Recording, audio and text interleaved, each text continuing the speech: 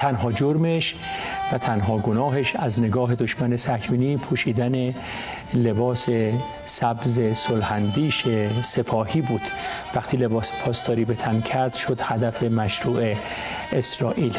در محل کارش که یکی از حوزه‌های مقاومت بسیج بود مشغول کار بود. 28 سال جوانی که خانواده‌اش قصد داشتن برای او آستین بالا بزنن و هجره بختی فراهم بکنن که هجره شهادت او رو زودتر برد و به یاران امام حسین رسوند.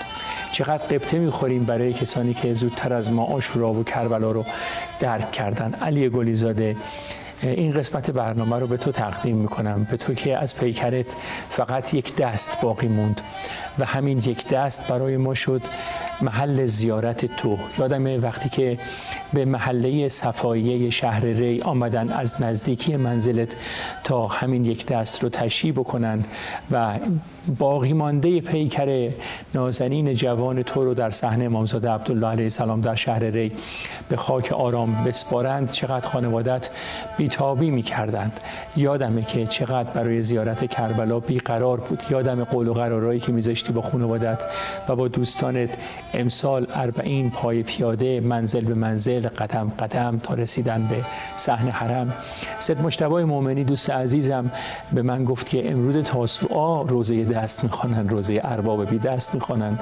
از دوست ما هم از علی گلی زاده یاد بکنید. این قسمت برنامه رو به روح بلندش تقدیم میکنم و به روح همه شهدایی که کربلا رو زیستن، عاشورا رو نفس کشیدن، زیارتنامه ها رو نخوندن بلکه خواستن، سر دست گرفتن.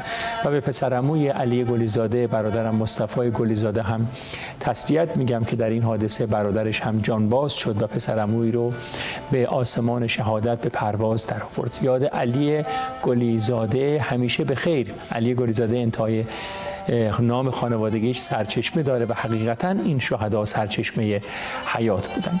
آقای سید هادی حسینی مهمان برنامه ما هستند. شاید اگر می‌خواستیم که یک سندی ارائه بکنیم از افرادی که در واقعه شرکت داشتن